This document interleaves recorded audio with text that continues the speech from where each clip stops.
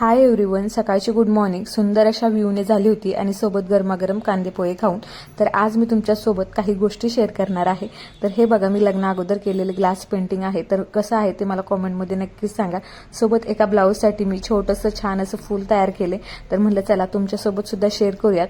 तर एकसारखे 6 चौकोनी शेपमध्ये मी कट करून घेतले तुकडे कापडाचे ब्लाऊजच्या, म्हणजे 3x3 सेंटीमीटरमध्ये 6 पीस करून घेतले कट करून. सोबत त्याला बघा अशा पद्धतीने फोल्ड केलं क्रॉसमध्ये आणि शिलाई मारून घेतली, म्हणजे त्याचा त्रिकोण तयार झाला. आणि व्हिडिओत दाखवल्याप्रमाणे पुन्हा त्याला दोन्ही साईडने बघा फोल्ड केलं आणि पुन्हा एकदा फोल्ड करून एकाच साईडने पुन्हा शिलाई मारून घ्यायची.